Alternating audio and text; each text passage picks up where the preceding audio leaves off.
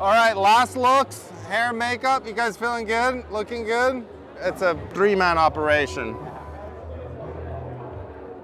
Shooting like action and point and shoot style, moving so fast, and then like trying to slow down and shoot this stuff, trying to figure out how to use an 8x10 after 10 years in this setting was just like, okay, this is an experience.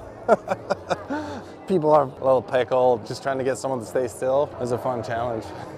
125 f11, that's our standard. Let's do a test. It's always a mystery.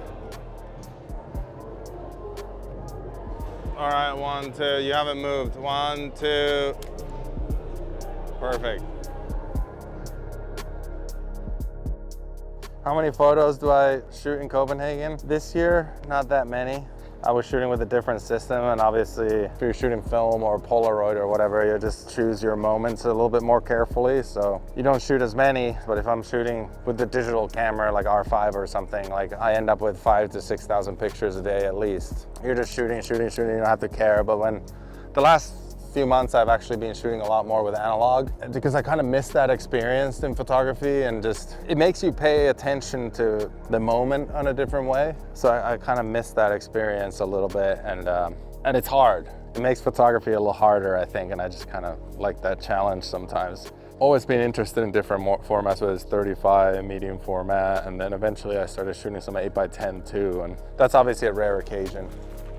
I learned shooting on analog. I started shooting pictures while we were filming for Saari video. Like I bought a camera off Skin Phillips, a FM2 Nikon, and he kind of just gave me a cheat sheet how to shoot black and white and stuff, and I started shooting photos on that trip. It was just a natural thing to carry cameras while you're skating. Shooting skateboarding action was the first thing that drew me into photography. It's like, okay, I want to learn how to shoot skateboarding pictures because I'm around it and that's what I love. My passion for photography kind of grew from there. I mean, landscapes, portraits, and action has always been kind of what I've been interested in photography. Now more so, especially portraits. Throughout 2000 to 2013, I just traveled the world as a professional skateboarder and just made pictures of my friends. And so yeah, like 2014 to 16, I shot some 8x10, and then lately I haven't shot it that much because it's just, you know, you have to be in a certain mode to shoot it. All right, we're about to party. All right, all eyes on camera. Can I get a Copenhagen? Hold those smiles in, don't let him go.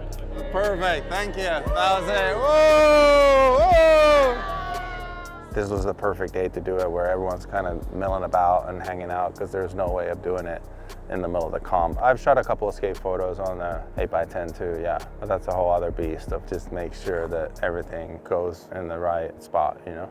The shutter speed doesn't go higher than 1/25th, but it syncs with a flash at 1/25th. So it has to be certain light conditions that you can actually freeze action. Yeah, and you kind of want to make sure that the guy can do it in a few tries. The stuff I shot is more like landscape, skateboarding pictures, you know, slow going. Takes a village to make a picture on 8x10. Yeah, I mean, as far as photography goes, like 8x10 is definitely one of the slowest process you can do. Yeah, I mean, it's a different approach making a picture, especially shooting portraits. And then the problem I find with 8x10 is like people get too stiff.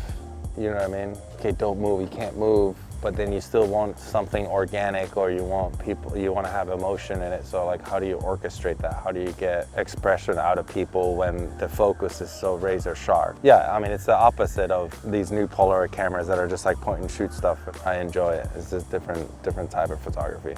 And the images it creates are so beautiful, but it's a whole other set of trouble. I think there's a couple of good ones in there. There might be a couple of stiff ones too, but I think we did pretty well. We got through a couple boxes, maybe 25 frames in like 3 hours, 4 hours or something. But we figured out a little system, the light stayed consistent right there, so that was fun. It was great photo partying with you. We are making pictures. Thank you, brother. There's a couple of good ones. Evan's shot is pretty rad. I think one of the crew shots is pretty cool. I tell you the truth, I didn't really have time to look at it. I was just talking to my guys and it's like, hey, is the exposure, like, is it good? Like, okay, keep going. Because it's so slow. So I was like, okay, I want to make at least 20 portraits. So that was super fun. I like camera parties. I like photo parties, and that was perfect. I brought my whole camera bag with me, and then Rune had his Leica Q2 just sitting in his cupboard. I'm like, what's up with that thing? He's just like, it's just sitting there. It's like, you want to have a spin on it? I was like, sure. I shot the whole thing on Leica Q2, and then yeah, and Polaroid gave me one of the new flip cameras, so I've been shooting with those two things the whole trip. So I didn't even dip into my own camera bag this time. I have all the stuff with me, but it's just been sitting there. It's kind of nice to change formats too, and shooting with a fixed lens too, because it makes you kind of look at differently, and having limitations on a camera, it makes you think different. I think that's why I chose to shoot with those two things this year. I feel so vintage right now.